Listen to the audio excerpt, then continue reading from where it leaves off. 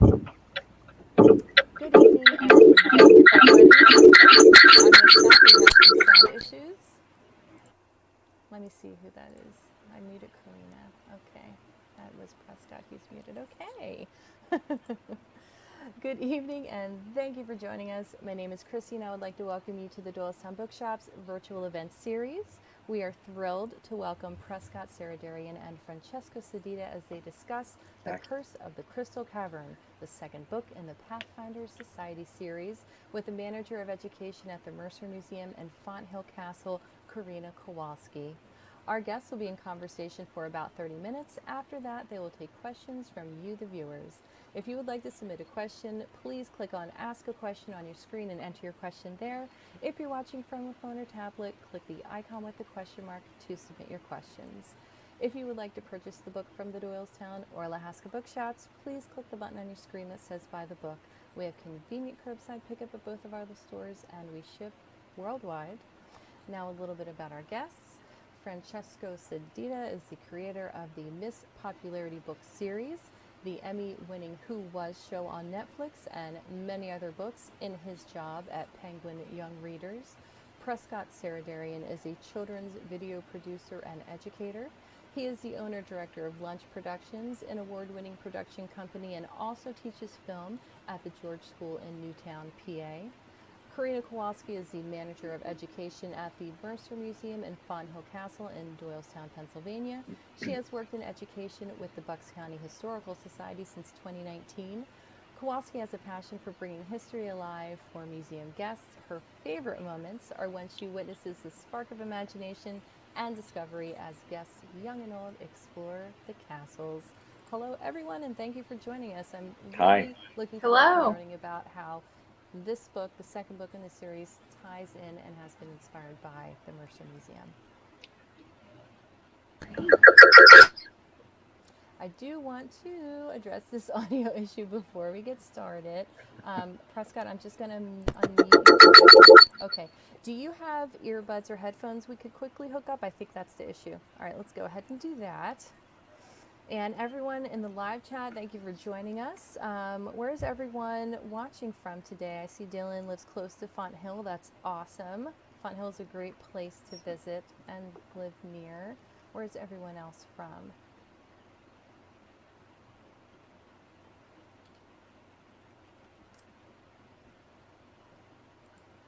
Los Angeles, LA in the house, Newtown, oh my gosh. New York City, all right. So I'm unmuted. Excellent, you sound great. Okay. I'll sub you in I don't hear that terrible. Whatever. I'll let you guys get to this event. Brooklyn, okay. Nice. Oh, wow. Awesome. Well, it is so nice to meet both of you and hear about your books. I have gotten to read them and they are phenomenal and reminded me of everything about my childhood. So it was so fun. I can't wait to send them as gifts to all of my friends and family.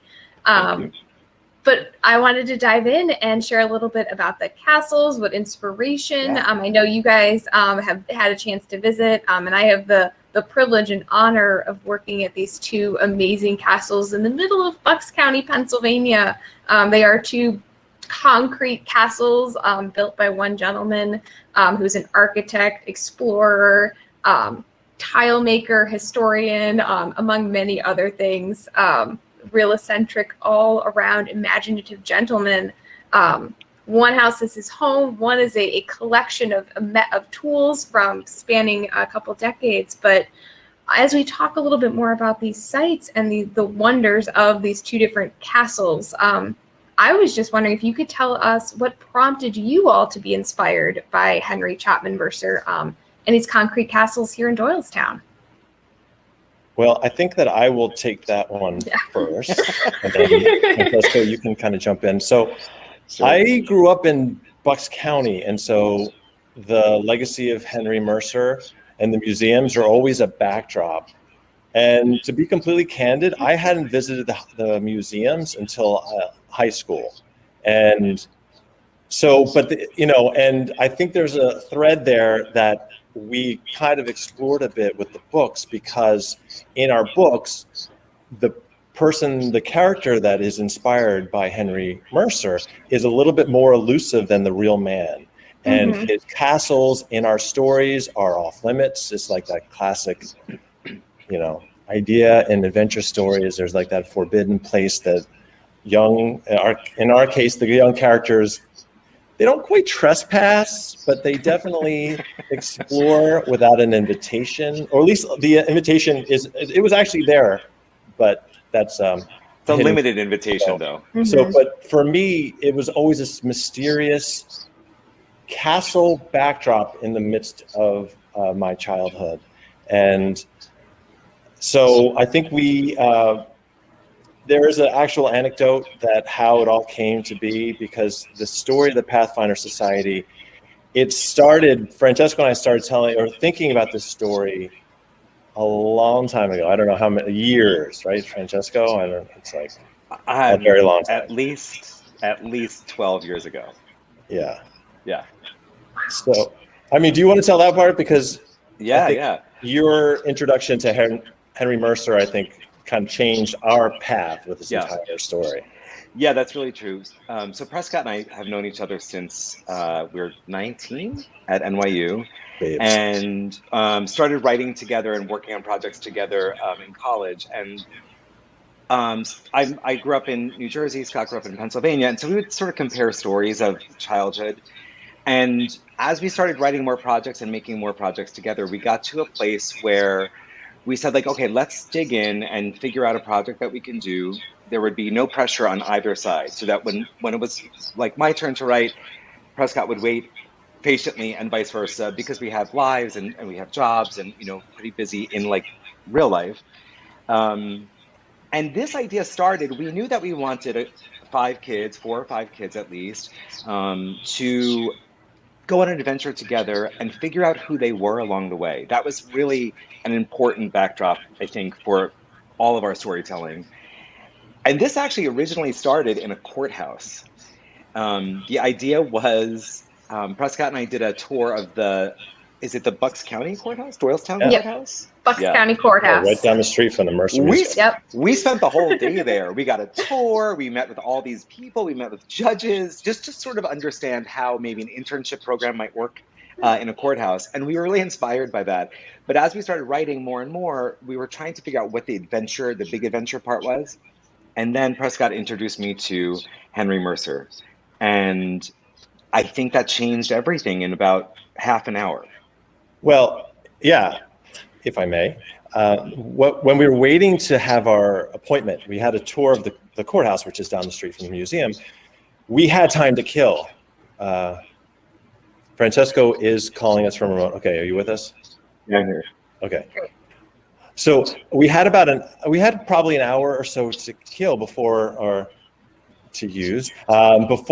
appointment in the courthouse, and so we had talked. I think we had talked about the museum prior to that, but we had an hour, and because it was so accessible and it was right there, we went for a tour. And little did we know, within probably 2 months, our entire story changed, and we just saw the possibility of an adventure. And I think that is where our hearts were. We had this idea originally, and it just didn't get us excited. So we knew that writers were not going to get as excited with a courthouse story with kids, but put kids on a treasure hunt with all these historical clues. All of a sudden, this entire story and all these characters came to life within weeks, really, and that changed everything.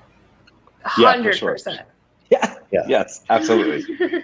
I love the idea of the adventure, because Henry Mercer himself being very interested, he from an early age explored Europe and went on riverboat cruises in his young teens and 20s and 30s, and explored the world as an archaeologist, spent years digging up other around the country and around the world, actually. So I love that connection to your origin story, as well as the person of inspiration himself. And I guess, what was it about, the idea of these castles, but how did the translation from these very real castles come about into this fictional?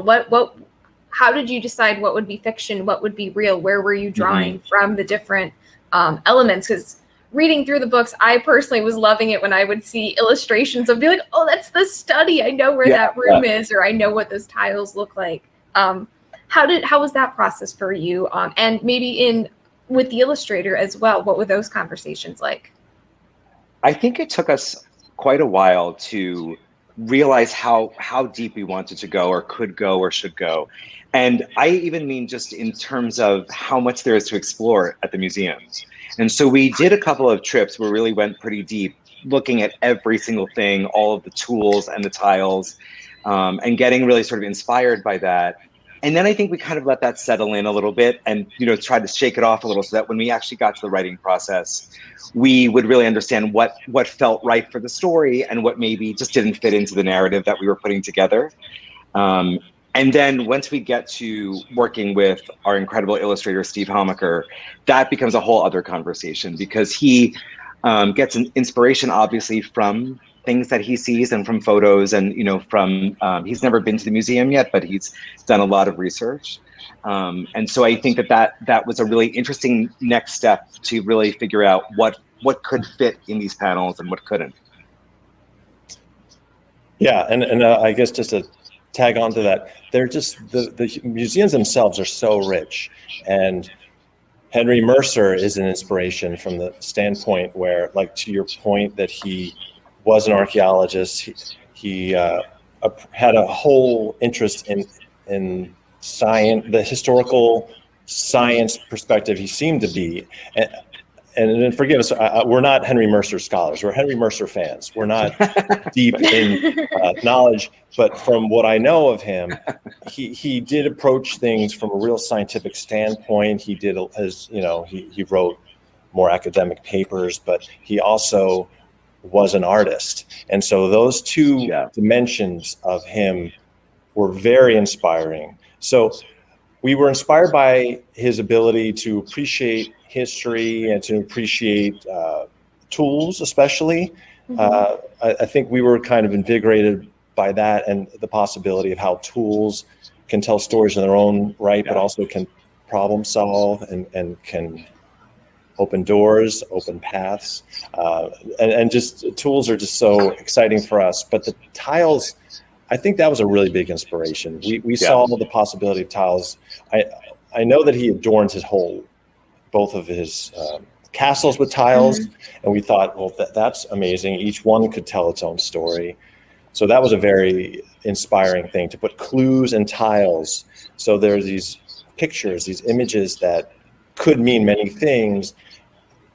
For us, that was pretty invigorating to basically lead things along. But if I will say, the thing that's pretty interesting about Henry Mercer is he seemed to be on his own path academically. He was like an archaeologist, and you could, Karina, you could speak a lot about this, but when he came upon the tools, it seemed kind of, I don't know if you know that story, but it seemed kind of happenstance. He just kind of saw this whole nother dimension of archaeology where abandoned tools could tell the stories of the past for the future generations. So the fact that he was able to change paths, that was really inspiring to us. So that's a lot like our journey. We've this story started in one place, and we've allowed it to change paths, and honestly, that's led us here, which is really exciting. And I think for me, not sort of having grown up in the shadow of those castles the way Prescott did, for me, coming to it, as an adult, I felt like a 12-year-old all over again when I started to explore those castles. I mean, you make a turn down one of those, sort of corridors, and it's a whole other world and a whole other galaxy. And I was so moved by that because it's hard as an adult to get excited and inspired, especially when, you're thinking about a project in front of you. So that was really, really important to me. And for anyone who's with us today who hasn't taken a visit, I can't recommend it enough, because it's like it's full of such wonderment and excitement, and all of the other wonderful things about Henry Mercer that we know. You can really feel this man's collection and like what his life was devoted to when you walk in those doors. And so that to me was just like, how could we not set an adventure story here. That's my favorite part at the Mercer Museum. For those of you who have not visited, it is a 7-story tall concrete castle with objects, buggies, boats, baby cradles, baskets. They're hanging on the walls and the ceiling. You look up and you see the underneath of chairs from 5 stories below. It is truly a spectacular museum like you've never seen before. And just watching that look up is just, I could watch it all day long because of that wonderment. As adults, children, people who have come back, people who have been there for the first time, it is spectacular. And it was all done intentionally. Prescott, you mentioned Mercer's origin story of the kind of almost happenstance. And he was on a path. He was on a path to be a lawyer. He went to law school, worked with his uncle, and then transitioned to archaeology, and then was from there transitioning to tile making. And it was around that time where he went to go get a pair of fireplace tongs at an auction, saw piles of spinning wheels, old obsolete farm tools, and was very aware that that was going to be the thing that archaeologists were going to find 100, 200 years later, and wanted to preserve them.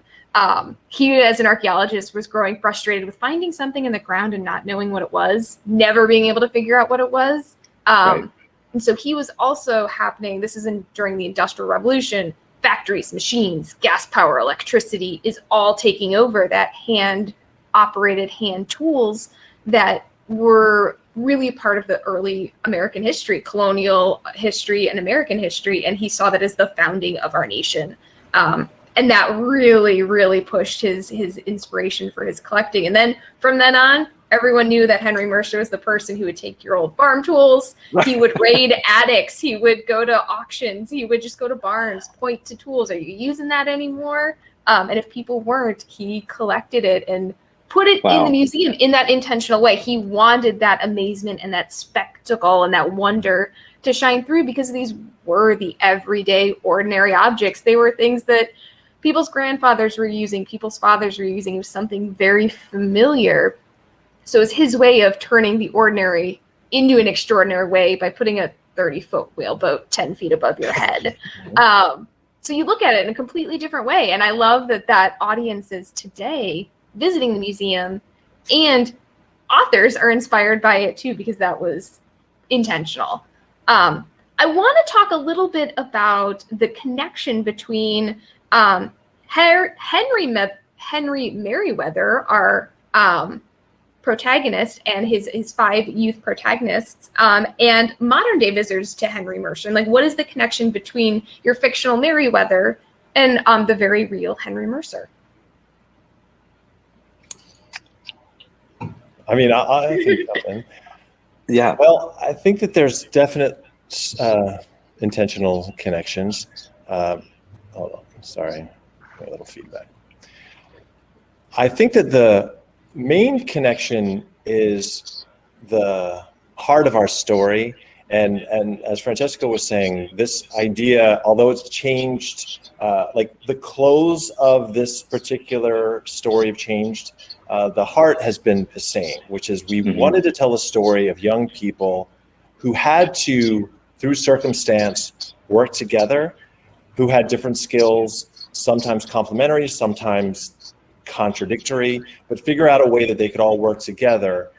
And in that process, figure out themselves. And in our story, we thought that someone inspired by Henry Mercer would be a great catalyst, because maybe even, Karina, to your point, he saw tools and almost could project the future. Like, these will be significant. Right now it's trash, eventually it'll be treasure, and it's gonna help tell a story. So we took some inspiration from that. And we went about telling our own story, like our character. To honor and celebrate Henry Mercer, we kept some similarities. Our character's name is Henry Merriweather, and that name is significant. We don't set our story in Doylestown, where you are, where the museum is. We have a fictional town called Winrose. And so the place itself is very significant.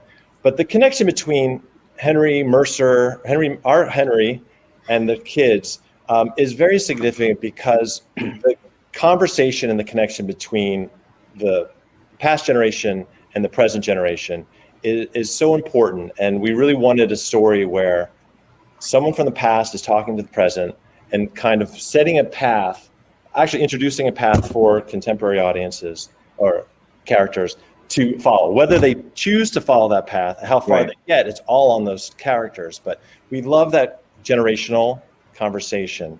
And Henry Mercer is mysterious. And I don't think we know a lot about his, I mean, we probably know a lot about him academically. We don't know a lot about him personally. Maybe, I don't.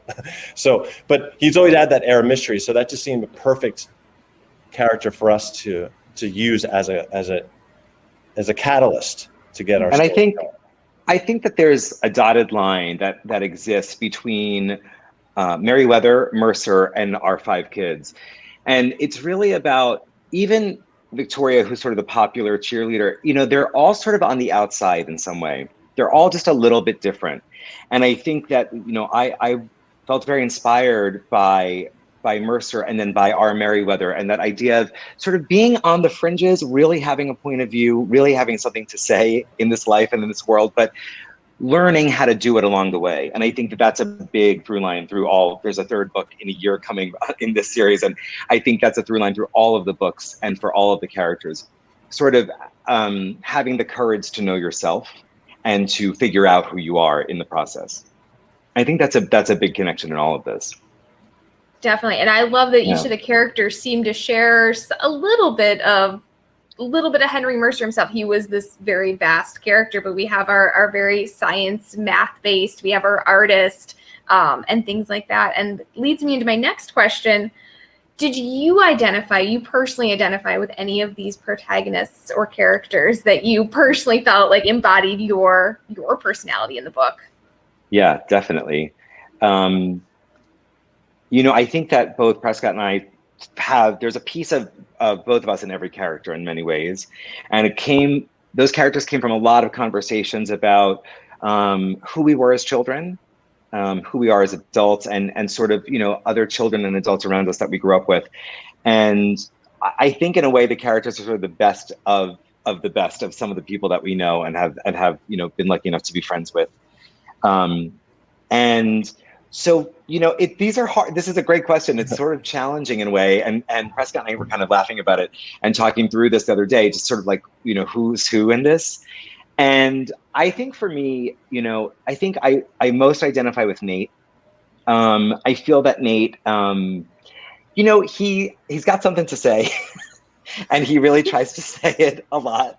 And you know, what I think is so sweet about Nate, and I hope is true for me, is that he's very loyal to his friend Harry, who is sort of a pain. Like Harry is sort of that difficult friend who you love, but you sort of have to constantly deal with. And I sort of feel, you know, I sort of feel that my heart kind of breaks for Nate in that, because he's so sweet about it. And on the very other side of that, I really, really identify with Harry, because as a kid, I was probably a pain, I'm sure, but I also really wanted to be a magician. And that's so important for Harry. And it's such a big part of his story. It's a quiet part of the story in a way. It's very performative, but it really explains who he is, I think. And I think that speaks to me as a kid a lot. And then I would be remiss if I didn't say that, of course, I would love to identify with Victoria, because I always wanted to be a popular cheerleader. So, you know, there's that in me as well. So I think that, you know, I really can relate to all of them, but those 3 really resonate for me a lot. Prescott, what about you? And I think to Francesco's point, I think that we basically could relate. We kind of extracted parts of either our personal experience or people that we knew at that age. So I could relate to all of them. But I guess they're the 2 that I just coincidentally, the ones that I kind of relate to. We have Beth, who is essentially, she's like a rule follower. She knows all about, like, she would be good on this panel to talk about Henry Mercer. She would know all these answers. She's a history enthusiast, I'll say. But she's also pretty strict with her thinking. She's not super open-minded in some ways, but she's very sincere to a point where it might get her in a little trouble. And I really appreciate that about her. And I I like that too. I'm coming to you from my classroom. I teach in high school, and I try, I'm lucky. I teach art, I teach film, and I'm super lucky to be able to teach that kind of thing. And I allow the students to basically make films to follow whatever interests and passions they want, but I want them to be sincere. I don't like when they just kind of phone it in or stuff. So there's a part of that character that I really relate to, and I actually admire that about the character. But probably the main character closest to me is, his name is Kyle. I like visuals. So this is our first book. Oh, here I have both books. Ooh. I love visuals. This is the new one. So good. Well, actually, that's Kyle right here. So the reason I personally really relate to him is because he comes from a single parent family, which my parents, and I basically grew up with my mom, and he uses a notebook and art to deal with life a lot, and it actually helps him a lot in the story. But I still love notebooks. I have notebooks everywhere. So I would say him, and he has a sincerity too, which I really appreciate. Harry doesn't. So we have the cool thing about our characters and actually writing for them, they are so different. There's a lot of variety, but their voices, I mean, maybe I can speak for both of us, are so clear when we're writing them. So clear. Instantly, if you start hearing the voice and you start writing some of the dialogue for them, instantly you'll hear someone else chime in. And so I think, it's actually one of the best things about writing this is writing these characters. It's interesting because that's a really good point, because in the first book, when we were learning the world and the characters and establishing so much, there would be times when we would go back and forth in writing and sort of ask each other, like, well, would Nate say this, or would Kyle say this? And by the time we got to the second book, I don't think that really happened a lot at all, if at all. And it was such a nice realization that these characters became really part of our lives, and we just knew how to write them, especially by the beginning of book 2. We really knew how to write them, which was a joy, and it is a joy, for sure. Yeah. And from a reader's perspective, myself reading, it was very nice to be able to read, and I picked up on that real quick of like, as I saw dialogue boxes underneath the characters, there was times where I didn't even have to look down at the character. I knew exactly who it was based on their point of view. That's amazing. That's so cool. I loved it. I loved the graphic novel aspect of it. And I know I want to talk to you a little bit about, or have you talked a little bit about what made you choose graphic novel versus just a written novel or a young adult book, or why imagery, like in that sense? What does that add to it? Well, I mean, I can start by saying that what I was saying earlier about meeting Prescott at NYU, and we were about 19, we really started writing TV and movie ideas together. That was a big part of our young expression of art together and collaboration. And so when we started this idea, talking about the courthouse idea, we really actually saw that as a television pilot. We really envisioned it as, I don't know if we ever decided it was animated or live action, but we really saw it as episodic. And as we moved to this new idea, to the new setting, I work in publishing. Prescott and I have done a ton of stuff in the children's space together, and the rise of graphic novels is really happening when we started to sort of lean toward, taking this to a different place and setting it in the castle. And it was suggested by a friend, you should think about graphic novels. They're so exciting and you can do so much visually. And we went out to dinner one night, and I remember both of us going, I don't know. And then we went out to dinner one night and it just clicked. And that's sort of how we got here. Yeah. Am I missing anything? Not really. I was a huge comic book fan. Yeah. Like that was like my thing growing up. So the format to me holds so much potential. Yeah. And it's remarkably similar to film. When we create the manuscript for this, we write it similarly how you would construct a film script, where you would literally, Karina, to your point about writing a dialogue, you write the dialogue, you write out the framing, you describe any action that's going to happen in each panel. And the fact that we were already thinking very visually for television originally, it was a very seamless, transition for us just to shift over And then it kind of just became inevitable. But I will say, because we both have a love for books, and to be able to hold this adventure in your hands, something that we always wanted for the series is to be that escape on a rainy summer day. And I remember that a lot. I was, comic books were a savior for that. If you couldn't go outside, but you could still go on an adventure, that was a huge draw for us. And to be able to say that we can have this right now in our hands is, it's a dream come true. It's amazing. Yeah. I can definitely say I did read them on a rainy summer evening. That was how I read them, and it was perfect. Mission accomplished. Mission done. Just the last few questions. One, what advice would you give? And Prescott, I know you're a teacher, so I feel like this might you have a little bit of an edge there. But what advice would you give to young writers, either looking to start writing or looking to develop further their writing? What are some advice to them? Well, I would say that writing happens even without a pen, and it's a muscle that to me, I think of it as storytelling. That's why this was easily able to adapt from like a film idea to a graphic novel and so forth, because I think it's just a matter of developing a muscle for story, understanding that story is so important in our lives, and understanding that everyone has something to say. Even if you haven't lived a lot of experience, you relate to certain things, and you relate to certain stories. So I would say, obviously, right. As I said, I have notebooks. I carry notebooks like within 3 feet of my life. So write as much as you can in different ways. Give yourself different writing, little projects, like write a story in 1 page, or write the dialogue for a scene that you have, or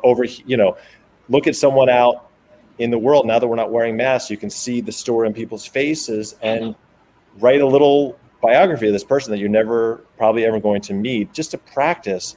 And then eventually, the more comfortable you are, you can start sharing those things, getting some feedback. And I think, honestly, the best advice I would give is just to do it. If you're so inspired, do it. Even if you're not inspired, do it. Because I think there's something really valuable to just, even if you don't want to be a writer, just to learn to write and tell stories.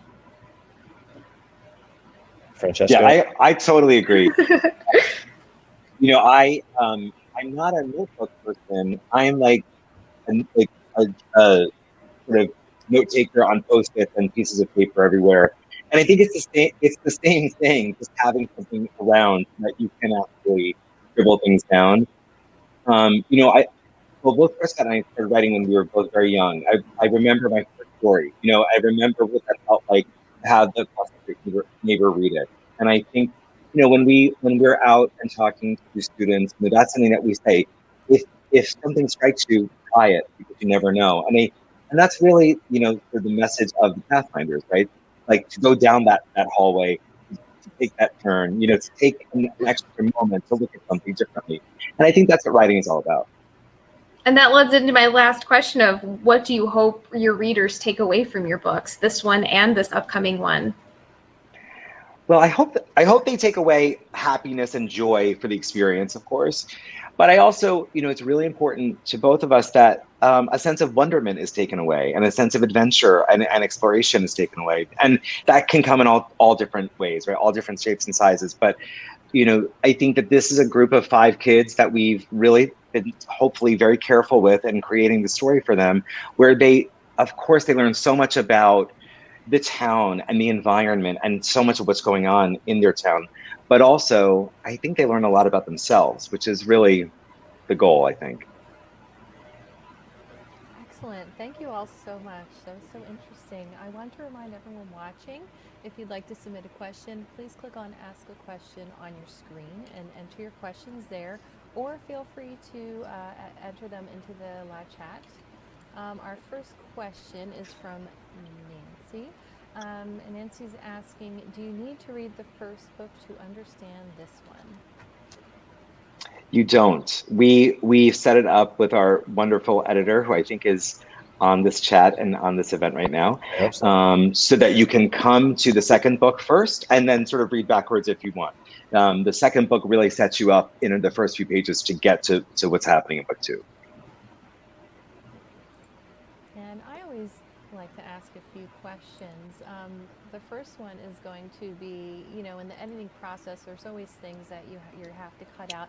Is there anything that it just pained you to have to cut out of this book? I think we would have different answers. Prescott, do you have one? Yeah.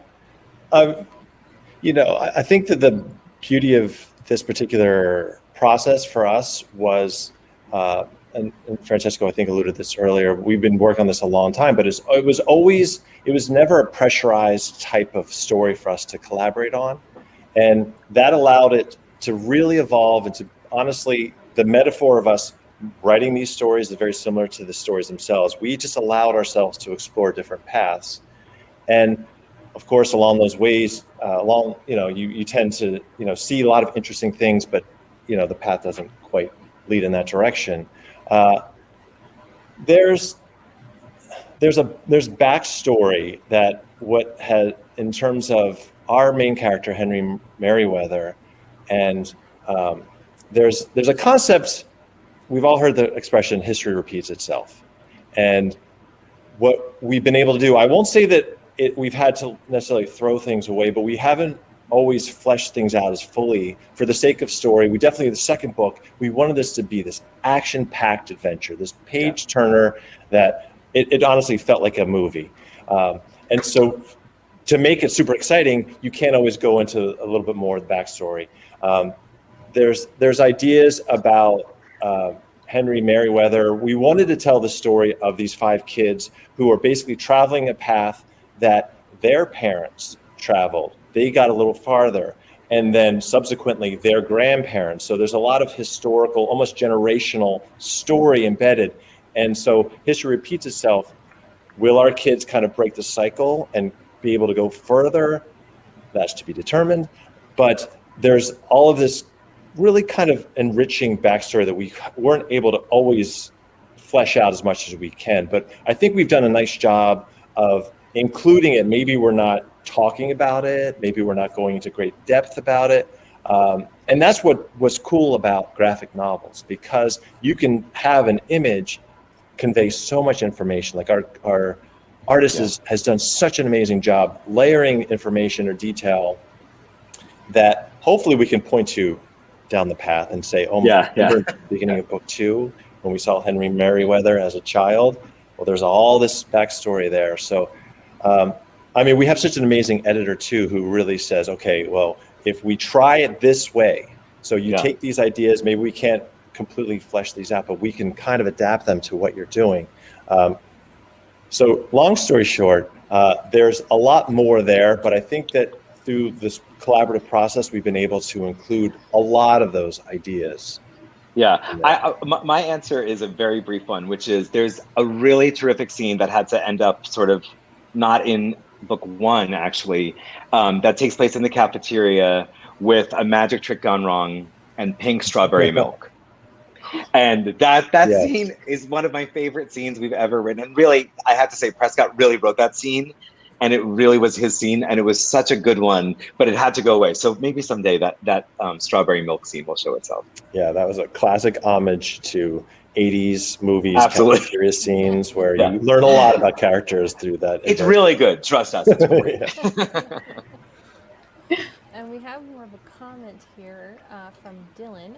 Can you make another book in this series about the kids researching about the Doan gang and finding their treasure? Are you guys familiar with that gang? We are. Dylan, that's a great point. We talked about this for, I feel like it was hot for like a summer. We talked about bringing the Doan gang into the story, right? When I came to visit in like July of homages. That's a great story. Dylan, stay tuned. That's a really good question. And for the young people watching out there who may want to be writers someday themselves, when did you both know that you wanted to be writers? Was it, as children, did you have this love for reading and writing, or was it more when you went into college? It was when I hung up my magician's hat. So that was about second grade. I definitely, it sort of really was like, I'm a magician, to I want to be a writer. My poor parents were like, okay. There's certain magic involved in both of those activities. Yeah. So yeah. But I really knew very, very young that it was something that at least was very interesting to me. Yeah, I agree. I used to write a lot of stories. And that's another thing that I would recommend writing. I used to write these fantastical stories with me, my best friends, probably my pet hamster, and there's some problem in the neighborhood, usually fantastic. One of them I remember is when the basketball courts came alive and the nets would kind of rip out and start attacking. And generally there was usually a hole in the ground that led somewhere. But I think I kind of always knew, because of that feeling that you get. Writing it felt great, and then when you share it with a receptive audience, there was someone, I think that's so important to share with people that you're comfortable with. That's a really important step. But yeah, I've always known. I'm really encouraging my students and my daughters to, express themselves that way too. We have a question from Harriet. Thank you, Harriet. Are you going to publish more books, and if so, how many? Well, we know that there's one more coming, and it will be next year at this time. And we can say that it's really good. Yeah. We really like it a lot. We're very proud of it. And it definitely is the sort of the period at the end of the sentence of this arc of books. And then we're discussing what might come next.